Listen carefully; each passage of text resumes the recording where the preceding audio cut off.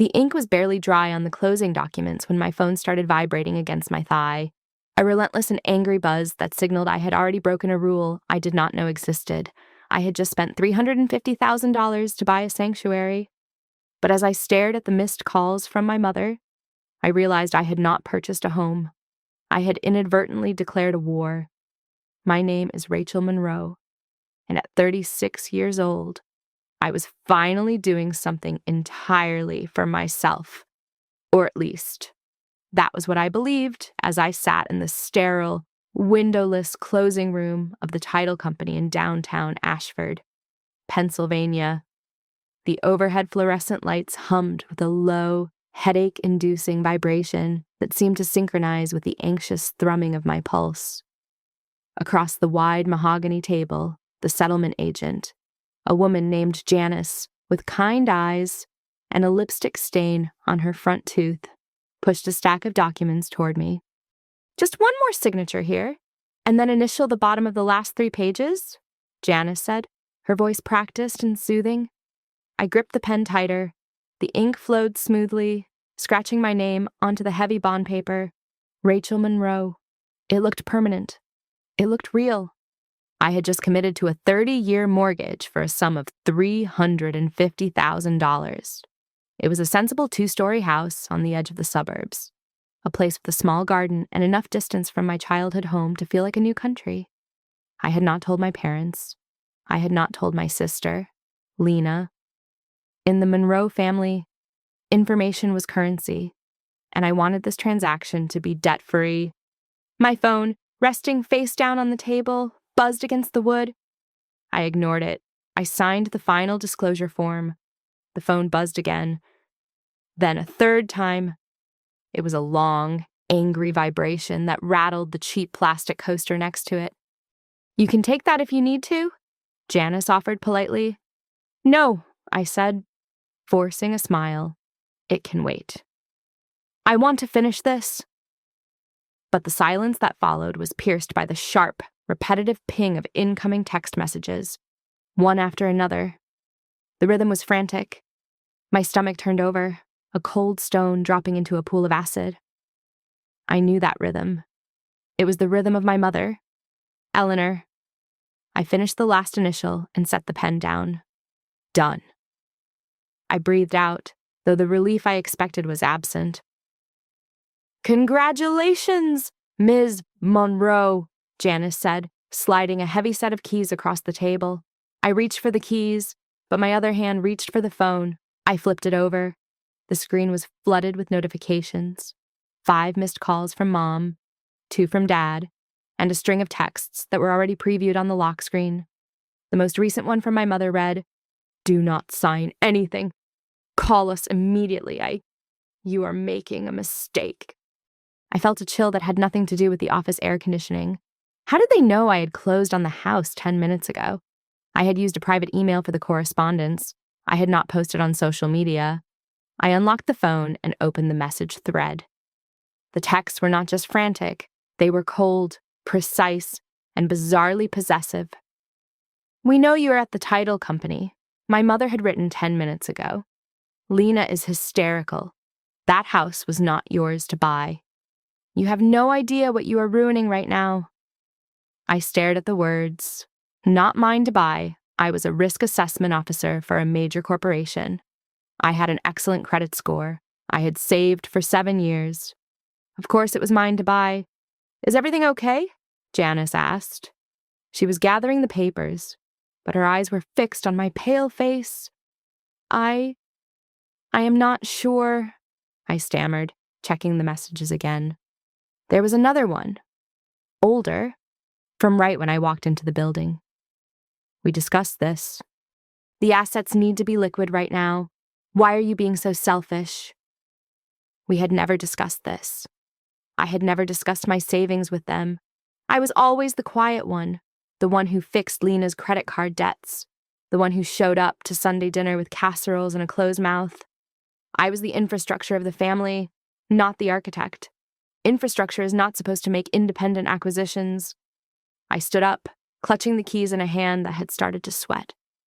The joy of home ownership was evaporating, replaced by a creeping, paranoia-induced nausea. This was not normal parental overreach. My mother did not sound like a parent worried about her daughter's mortgage rate. She sounded like a project manager who had just lost a critical resource.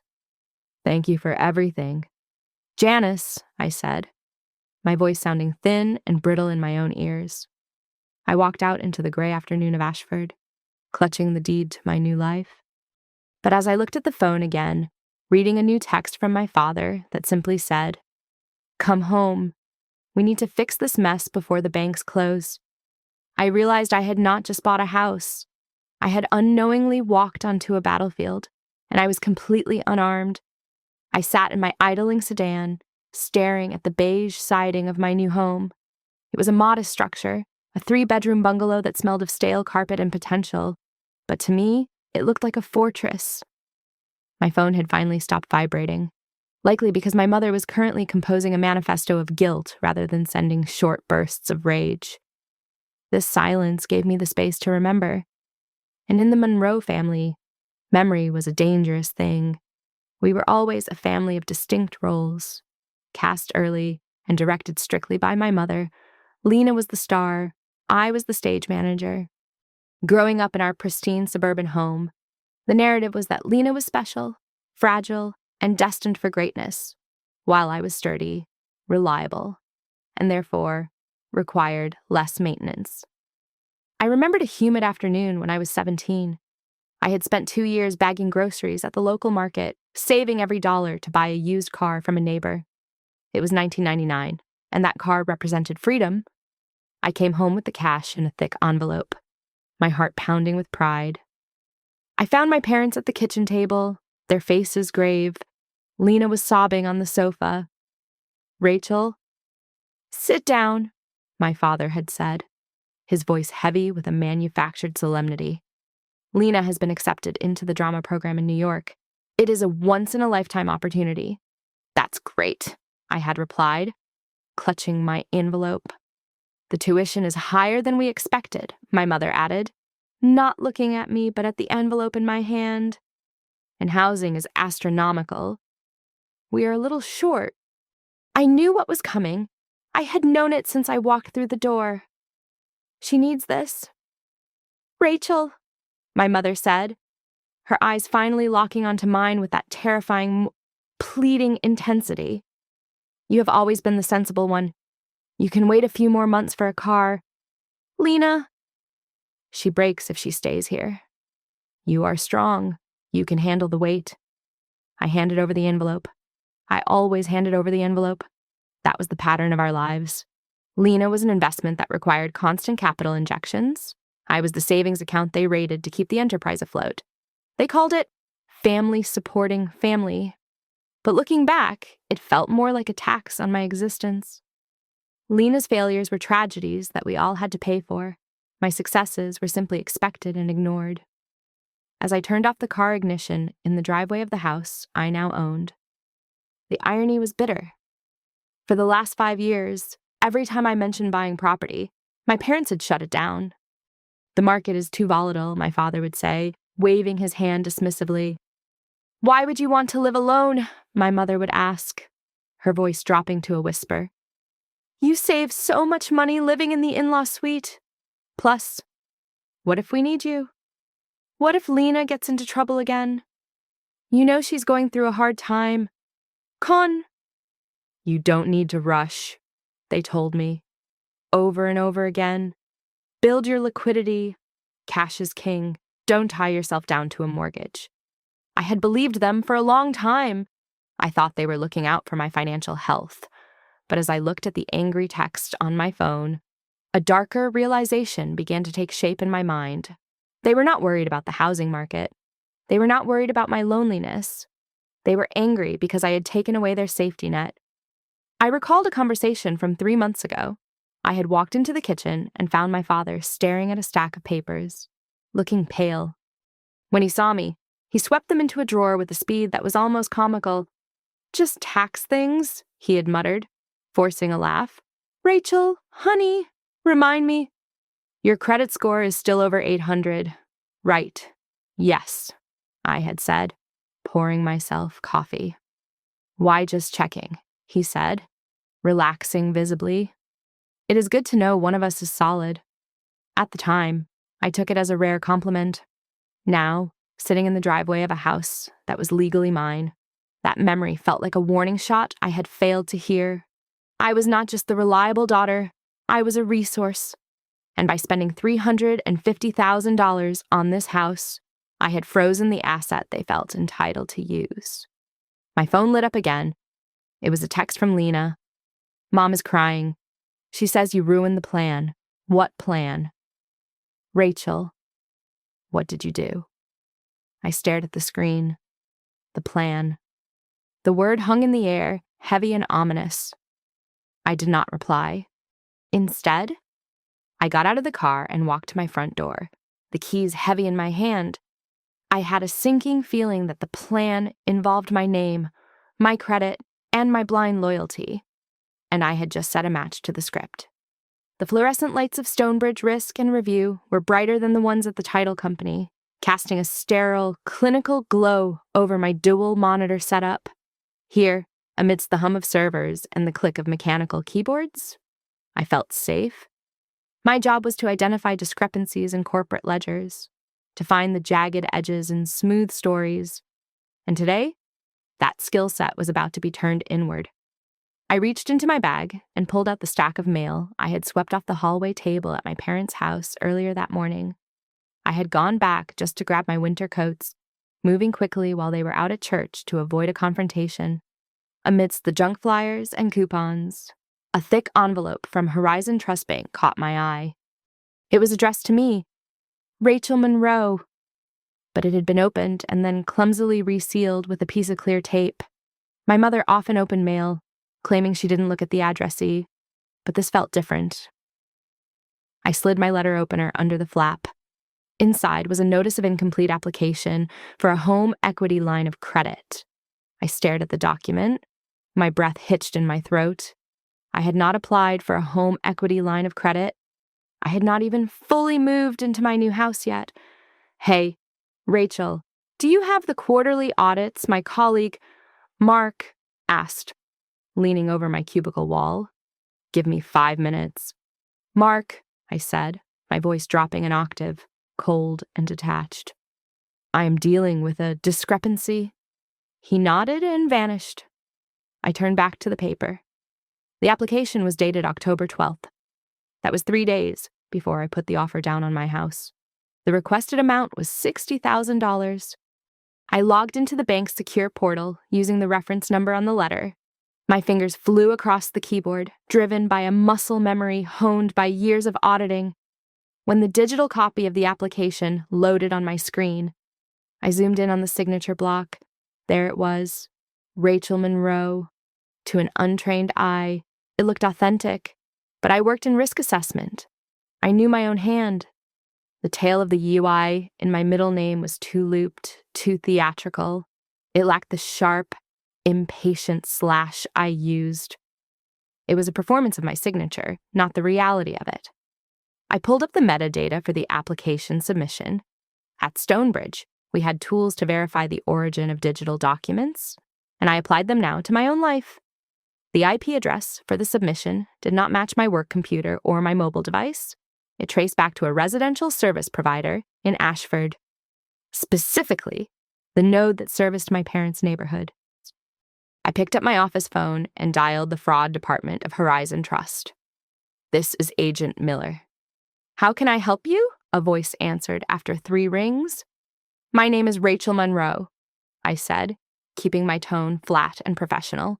Though my hand was trembling slightly as it gripped the receiver, I am looking at a loan application with reference number 45992. I need you to flag it immediately.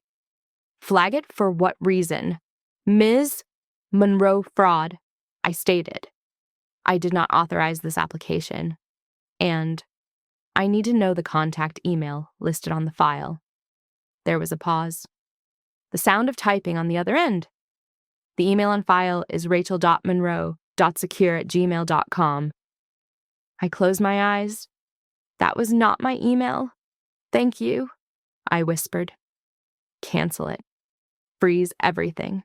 I will have to transfer you to the identity theft unit to formalize this, Agent Miller said, his voice shifting from polite to alert. Please hold. As the hold music played, the pieces clicked into place with a sickening precision. The pressure to wait, the anger when I bought the house. My parents did not just want me to stay home for emotional support. They needed my credit profile to remain debt-free so they could leverage it. They were planning to take out a loan in my name, likely to cover one of Lena's business ventures or debts. And my mortgage had just destroyed their debt-to-income ratio for this application. I hung up the phone and opened a new folder on my encrypted work drive. I named it Project Firewall. I did not scream. I did not cry. Instead, I felt a cold, hard shell form over my chest. The violation was intimate and absolute. My own mother and sister had turned me into a financial instrument. They had walked around me in the kitchen, eaten the food I cooked, all while drafting a plan to shackle me to a $60,000 debt I would never see. I placed the physical letter on my scanner. The light bar hummed as it preserved the evidence. You want to play games with paper? I murmured to the empty air of my cubicle. Fine. Let us see who files the better report. I saved the scanned image, then took a screenshot of the IP trace. I downloaded my full credit report from all 3 bureaus. I was no longer a daughter. I was an auditor, and I had just found the fraud of a lifetime. The pot roast sat in the center of the table like a judge's gavel, heavy and brown and steaming. It was Sunday, 3 days after the closing, and the air in my parents' dining room was so thick with unsaid words that I felt I had to physically push through it just to pass the salt. My mother, Eleanor, was cutting her meat with aggressive precision, the knife screeching faintly against the china. It is just surprising. Rachel, my father said, not looking at me. He took a sip of his red wine, a cheap blend he usually saved for Tuesdays. You are usually so methodical. This felt manic, impulsive. It was not impulsive. Dad, I said, keeping my voice level. I have been saving for 7 years. The interest rates were climbing. It was a strategic move. Strategy requires consultation, my mother interjected sharply. She laid her knife down. We are a family. We make big moves together. You go off and sign a 30-year contract without even a text message. It is selfish. Rachel, it is thoughtless. Across the table, Lena was pushing peas around her plate. She looked tired, her blonde hair pulled back in a messy bun that was meant to look effortless but just looked frayed. She offered me a small, sad smile that did not reach her eyes. We are just worried about you. Rach, Lena said softly, that is a huge debt. What if you lose your job? What if the economy crashes again? You are all alone out there. I have an emergency fund, I said, taking a bite of the dry beef. I calculated the risk. How much of an emergency fund? Lena asked quickly. Too quickly. I paused, chewing slowly. The question hung in the air, vibrating with a specific frequency I was only just beginning to recognize. It was not concern. It was an appraisal. Enough, I said. Is it? Though my father pressed, leaning forward. With the closing cost, the down payment, you must be stretched thin. Did you put down 20% more? Why does that matter? I asked, meeting his gaze. Because liquidity matters, he snapped, his face flushing slightly. Cash flow matters. You tied up all your capital in a pile of bricks when things might come up. What things? I asked. My mother let out a sharp sigh, as if I were a slow child. Life things, Rachel, unforeseen expenses. We have always pooled our resources when it counted. Lena has some opportunities coming up, investments that could help all of us. I am starting a boutique consultancy, Lena added, her voice gaining a sudden, feverish energy. It is a sure thing. Rach. High-end clients, but the startup capital is tricky. Banks are so rigid these days. I felt the piece of meat turn to lead in my stomach. They were not angry I had a house. They were angry I had spent the collateral. The loan application I had found at work flashed in my mind $60,000. That was exactly the amount I had put down as my deposit. So I said, testing the water, you are saying I should have kept the money in the bank in case Lena needed it. Not just Lena, my mother corrected, her voice tight. The family, we protect each other. If you had just spoken to us, if you had just waited. She looked at me then, her eyes hard and cold, stripping away the veneer of maternal worry. If you had waited a few months, my mother said, it would have been better for everyone.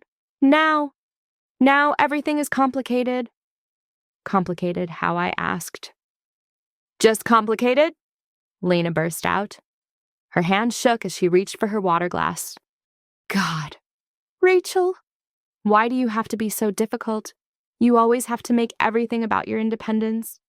Do you have any idea what kind of pressure you put us under? I put you under pressure by buying my own home with my own money, I asked, my voice rising slightly despite my best efforts to remain calm.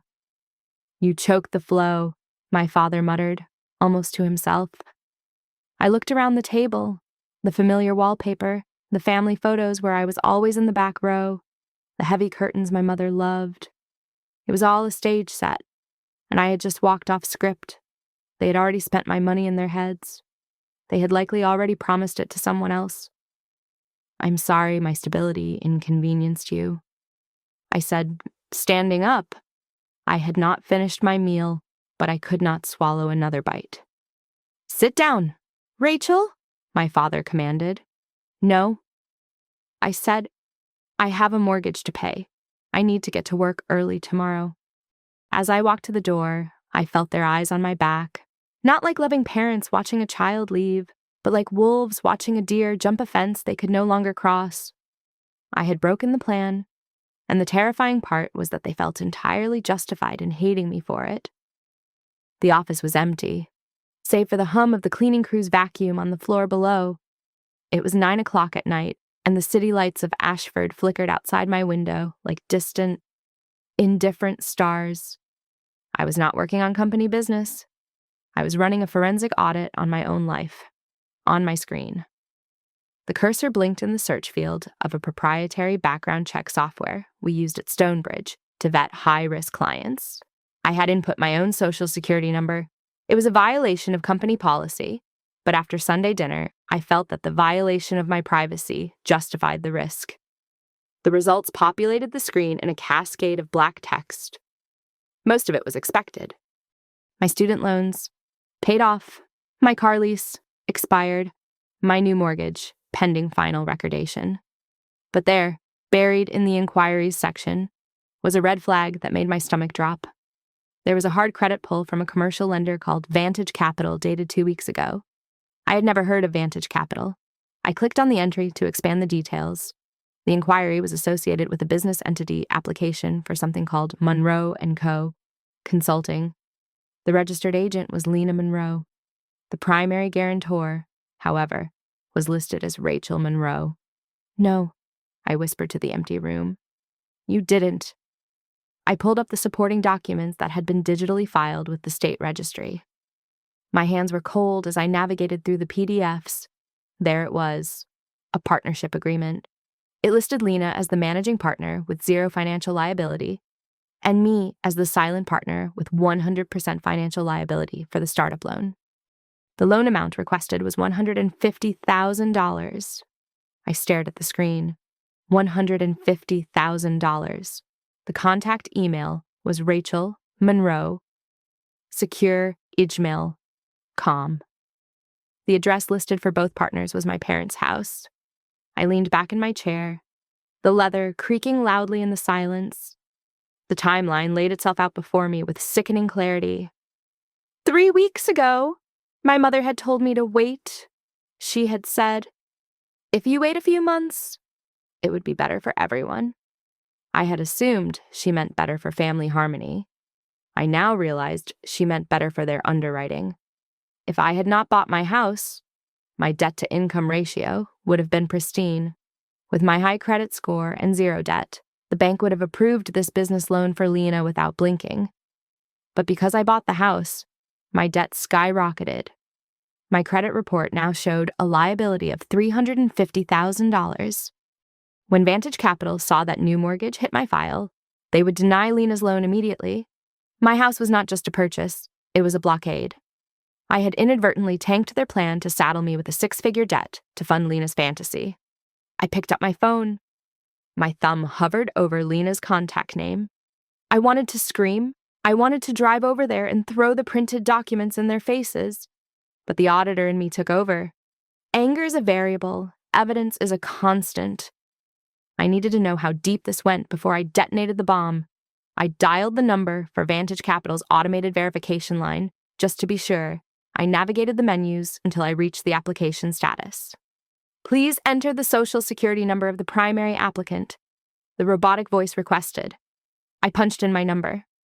The application for Monroe & Company Consulting has been suspended due to insufficient collateral, the voice droned. Please contact your loan officer. I hung up. The puzzle was complete. My parents were not furious because I moved out. They were furious because I had rendered myself useless as a financial host. I was supposed to be the mule that carried Lena's ambition up the mountain. And instead, I had walked away. I saved every file to a secure, external hard drive. I printed hard copies and locked them in my desk drawer. I sat there for a long time, watching the cursor blink. I had a choice now. I could call them, scream, and let them gaslight me into believing this was all a misunderstanding, or I could treat this like what it was, a hostile takeover of my identity. You want a business partner? I said to the photo of Lena on my desk, her smile bright and vacuous. Fine. But you are going to hate the audit. I closed my laptop. The decision was made. I was not going to hide. I was going to confront the managing partner. The daily grind was a neutral territory, a coffee shop on the other side of town where neither of us was a regular. I arrived 20 minutes early, securing a booth in the back corner. On the table sat a single black folder. When Lena finally walked in, 10 minutes late, she looked like a frantic whirlwind of designer accessories and performative stress. She ordered a complex latte, scanned the room, and slid into the seat opposite me with a sigh that was meant to solicit sympathy. God, traffic was a nightmare, Lena said, unwinding her scarf. And Mom is driving me crazy about Sunday dinner. Why did you want to meet here? It is so out of the way. I did not want an audience. I said, keeping my hands folded on the table, and I did not want Mom interrupting us.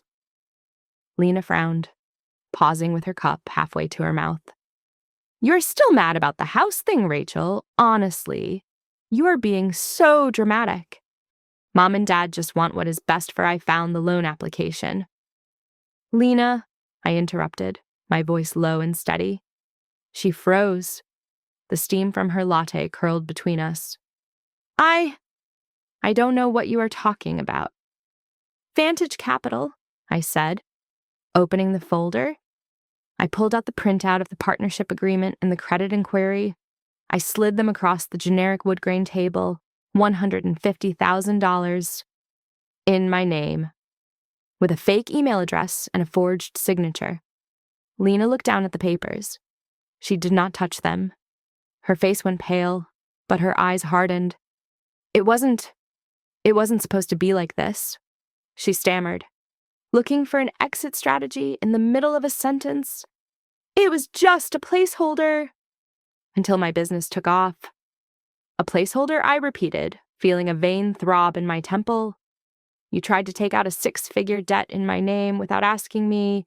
That is not a placeholder. Lena, that is a felony. Oh, stop it, she hissed, leaning forward. Do not use words like that. It is family. We share everything. You have perfect credit. Rachel, you just let it sit there, doing nothing. I needed a launch pad. I was going to pay the monthly installments. You wouldn't have even noticed. I wouldn't have noticed being liable for $150,000 I asked. Incredulous? And what happens if your business fails? Like the jewelry line? Like the lifestyle blog? This is different, Lena's voice cracked.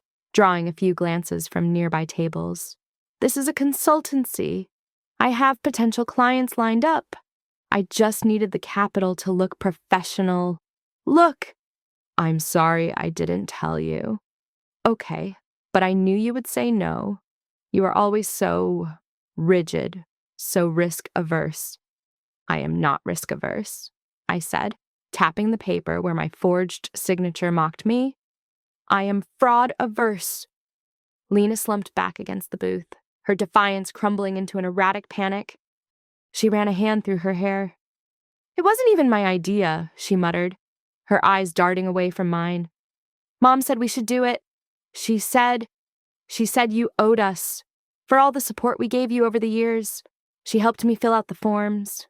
She practiced your signature. The breath left my lungs. I had suspected they knew, but hearing that my mother had actually practiced forging my name was a physical blow. Mom did this, I asked, my voice barely audible. Yes, she said it was the only way to save the family from things getting bad again, Lena said, her eyes filling with tears that looked disturbingly calculated. Dad's pension isn't enough. My car payments are behind. We needed a win. Rachel. And then you went and bought that stupid house and ruined the debt ratio. You selfishly ruined it. I ruined your attempt to steal from me, I corrected her. If you report this, Lena whispered, leaning in again, her face twisting into a mask of desperate manipulation. If you go to the police or the bank, do you know what happens? They will look at Mom. They will look at Dad. Do you want to see Dad in handcuffs over a misunderstanding? Is your precious credit score worth destroying our family? I looked at her, really looked at her. There was fear there. Yes. But there was no remorse. She was not sorry she had done it. She was sorry she had been caught. She was using my own morality as a weapon against me, betting that I was too good to let them face the consequences of their actions. You are asking me to eat this, I said slowly. You want me to let it go? Just don't call the bank back, Lena pleaded, reaching out to touch my hand. I pulled it away instantly. The loan got denied anyway. Right. So no harm done. Just let it be. Rachel, please. For Mom. I looked at the documents, then back at my sister. The harm was already done. The trust was not just broken, it was incinerated. I am not going to discuss this anymore, I said, closing the folder and sliding it back into my bag. So, we are good, Lena asked, a flicker of hope in her eyes. You won't say anything. I stood up, slinging my bag over my shoulder. I did not answer her. I couldn't. If I opened my mouth, I would have screamed until the windows shattered. I turned and walked out of the coffee shop, leaving her sitting there with her cold latte and her terrifying assumption that I was still the same Rachel who would fix everything. She was wrong. That Rachel died the moment I saw my mother's handwriting practicing my name.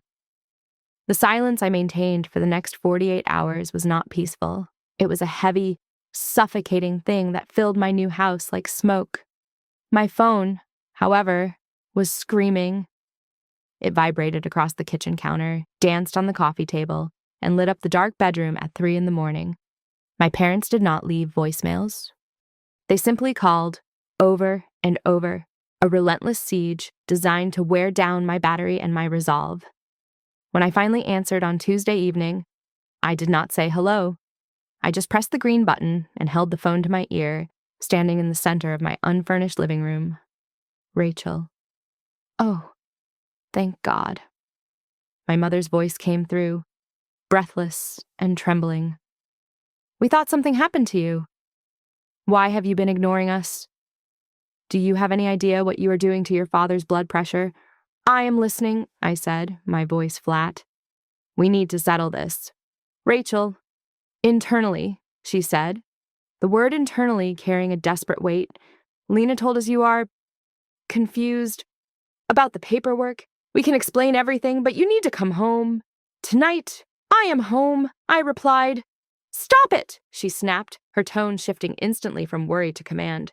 This is a misunderstanding that has gotten out of hand. We have drafted a simple document. It is just an affidavit stating that you gave verbal consent for the partnership application but forgot to sign the physical papers. If you sign this, the bank fraud alert goes away. We can say it was a clerical error. I felt a cold shiver run down my spine. They were not asking for forgiveness. They were asking me to commit perjury to cover their tracks. You want me to lie to a federal lender, I stated. We want you to help your family. My father's voice roared from the background. Likely on speakerphone. After everything we did for you, who paid for your braces. Rachel, who co-signed your first car loan when you had no history. We carried you for years. Now, when we need a temporary bridge, you act like we are criminals because you committed a crime. Dad, I said. It is only a crime if you report it, my mother hissed. Don't you understand? If you stay silent, if you sign the paper, it goes away. Lena gets her funding eventually. We pay you back. We promise. Every cent of the risk will be compensated once the business takes off. Just don't be the reason this family is destroyed. I closed my eyes. There it was. The hook I had swallowed 1,000 times since childhood. The idea that my compliance was the glue holding the Monroe family together. If I said no, I was the breaker. I was the destroyer. You are asking me to risk my license, I said. My career. If Stonebridge finds out I am involved in loan fraud, I am fired. I am blacklisted. We would never let that happen, my mother pleaded, her voice softening into that terrifyingly sweet register she used when she wanted to smooth over a cracked reality. We would protect you, just like we always have. But you have to work with us, Rachel. You have to sign the affidavit by tomorrow morning. The bank is asking questions. The manipulation was a masterclass. They had pivoted from the aggressors who stole my identity to the victims of my stubbornness. They made me feel like the one holding the knife, even though I was the one bleeding. And if I don't, I asked. The line went silent for a long moment. I could hear my father's heavy breathing. Then you are choosing to put your sister in prison, my mother said, her voice devoid of warmth. And you are choosing to break your father's heart. Think about that. Rachel, can you live with that guilt? Can you sit in that big, empty house knowing you sent your own blood to jail over a signature I did not answer? I let the silence stretch. 10 seconds. 20 seconds. For the first time in my life, I did not rush to fill the void with an apology. I did not offer a compromise. I just stood there, breathing. Rachel, my mother asked, her voice pitching up in panic. Rachel, answer me. Say something. I have to go, I said. Do not hang up, my father shouted. If you hang up, I ended the call. My hand was shaking so hard I almost dropped the phone. The guilt was a physical nausea, twisting my gut. It would be so easy to sign. It would be so easy to return to the role of the good, quiet daughter who absorbed the shock for everyone else. But as I looked at the calendar on my wall, I realized the timeline was not set by them. It was set by the law. I had discovered the fraud 72 hours ago. If I did not report it within 5 business days, and it came to light later, I could be considered an accessory. The clock was ticking. I had 48 hours left to decide if I was Rachel Monroe, the independent woman who owned this house, or Rachel Monroe, the eternal collateral for a family that saw me as nothing more than a resource to be mined. I sat across from Samuel Vance, a criminal defense attorney whose office smelled of mahogany and expensive cologne. He had come highly recommended, and his retainer fee of $5,000 had drained a significant portion of my remaining savings. But as he reviewed the documents I had brought, I knew it was money well spent. He did not look at me with pity. He looked at the papers with the clinical detachment of a surgeon examining a tumor. You have a very clear choice here, Ms. Monroe, Vance said, taking off his reading glasses and setting them on the polished desk. The affidavit your parents sent you is not a solution. It is a confession. They said it would fix the bank alert. I said, my hands clasped tightly in my lap to stop them from shaking. It would remove the fraud flag. Yes, Vance corrected, but it would legally establish that you knowingly participated in a scheme to mislead a financial institution. If the business fails, which, given your sister's credit history, is a statistical probability the bank will come for the assets. Since the loan is in your name, they will come for your house. And when they realize the initial application contained false data, they will press charges for bank fraud.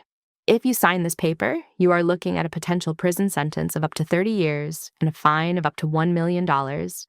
I stared at him. The numbers hung in the air, heavy and absolute. 30 years, $1 million.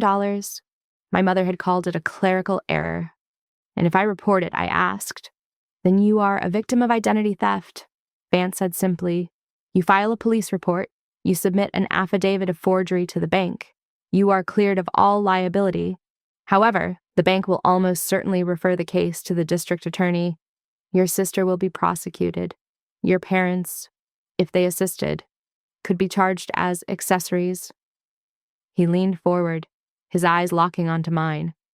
There is no middle ground. Rachel, you cannot save yourself and save them. You have to pick one. I walked out of his office into the bright, blinding sunlight of Wednesday afternoon. The indecision that had plagued me for days was gone, replaced by a cold, sharp resolve. I did not go back to work. I went home and turned my dining room table into a war room. I laid out every piece of evidence I had collected, the initial alert from Stonebridge, the screenshot of the IP address tracing back to my parents' router, the credit inquiry from Vantage Capital, the partnership agreement with my forged signature.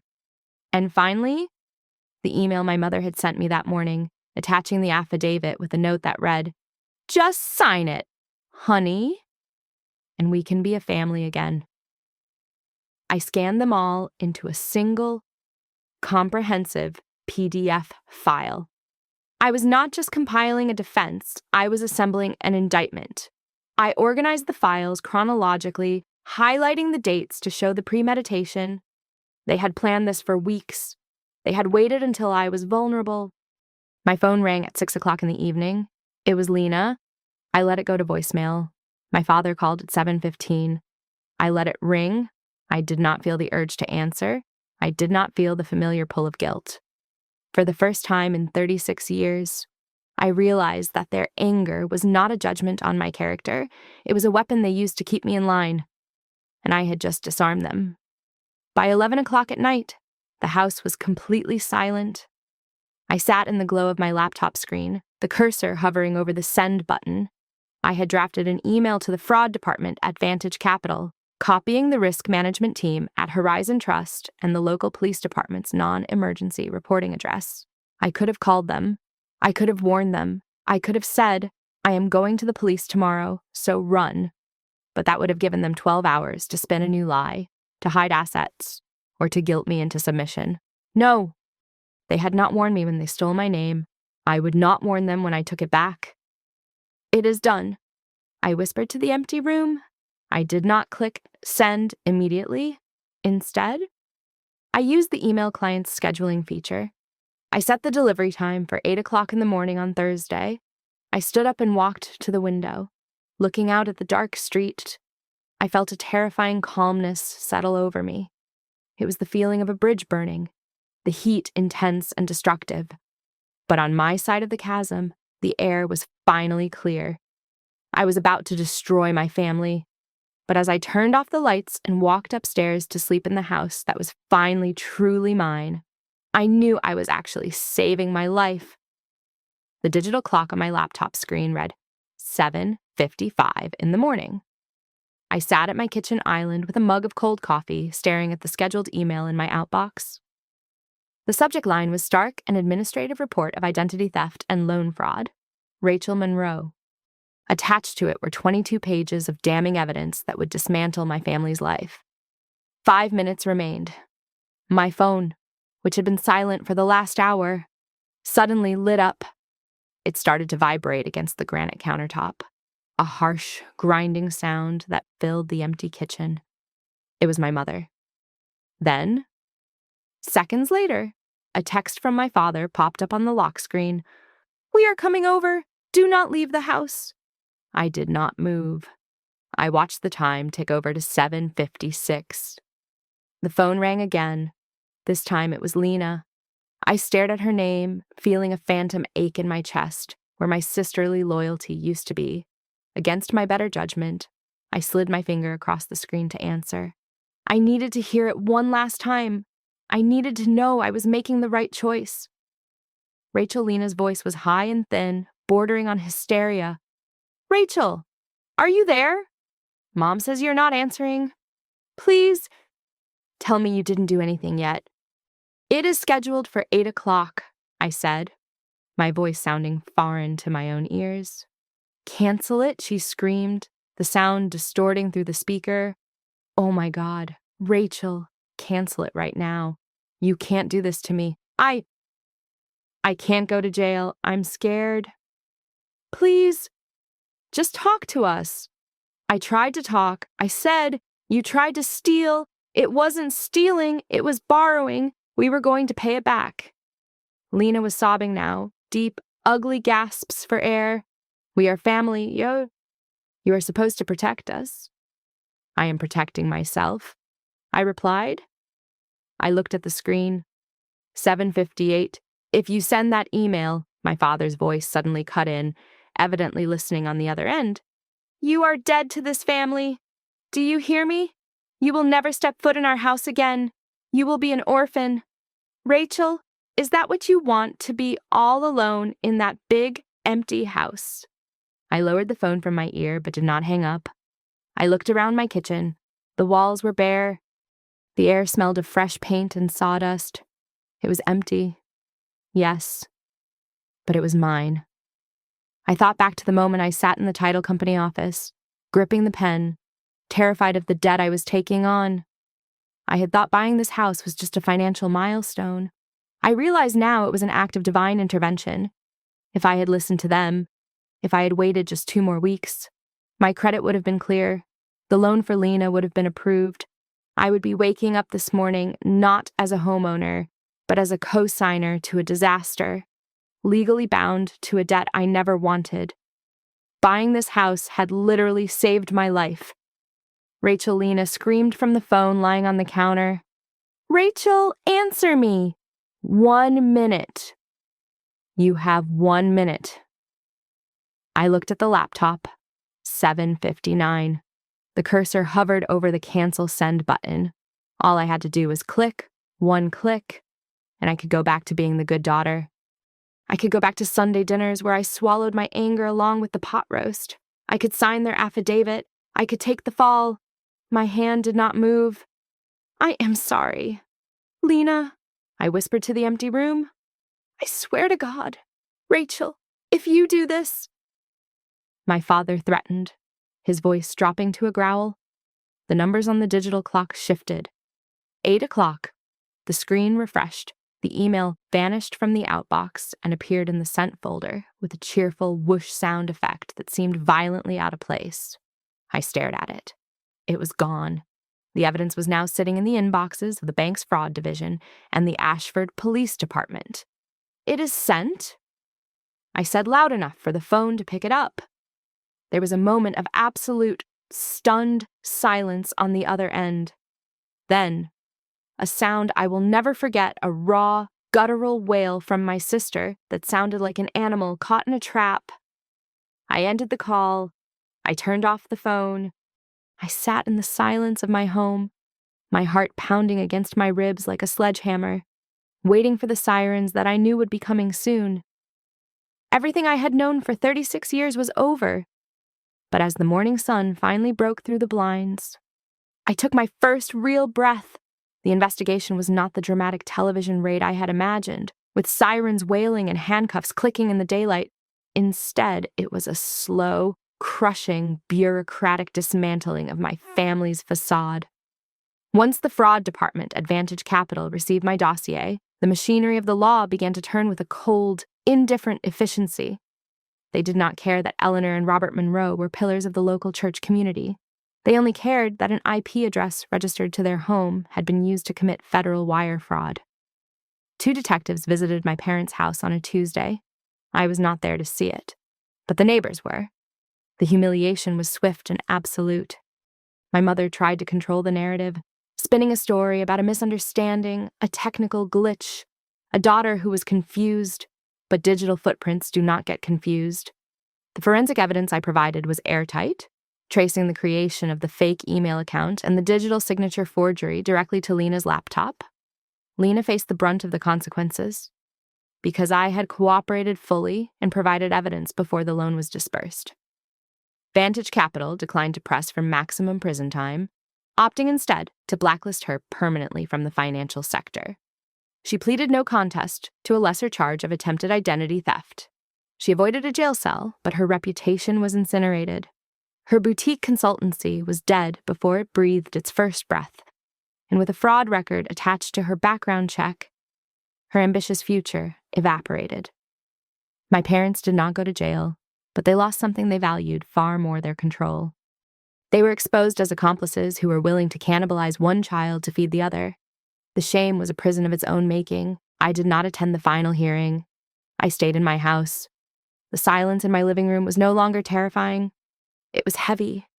Yes, but it was the weight of a shield, not a burden. I walked through the rooms, touching the walls I had paid for with my own money, the money they had tried to steal. I finally bought furniture. I put up curtains. I changed my phone number and installed a security system that faced the street, a digital sentry guarding my peace. I received one letter from my father, slipped into my mailbox 3 weeks after the case closed. It was not an apology. It was a long, rambling accusation claiming that I had broken the family, that I was cruel, that I had chosen money over blood. "You think you won," he had written in his jagged script. "You think this is victory, but you are alone." I burned the letter in my backyard grill. I watched the paper curl and turn to ash, floating up into the gray Pennsylvania sky. He was wrong. I did not feel like a winner. There is no victory when you have to sever your own roots to survive. I did not feel joy, and I certainly did not feel the sadistic pleasure of revenge. What I felt was a profound, quiet relief. I realized that what I had done was not an act of war. It was an act of boundary setting. For 36 years, I had been a colony, a resource to be harvested whenever the main empire needed supplies. Buying this house was my declaration of independence. Reporting the fraud was simply me defending my borders. As I sat on my back porch, sipping a cup of coffee that finally tasted warm, I looked at the fence line that separated my property from the rest of the world. The plan was broken, the debt was gone, and for the first time in my life, the name Rachel Monroe belonged entirely to me. Thanks so much for tuning into this story, and I would love to know where you guys are listening from, so please drop your city or country in the comments below so we can connect.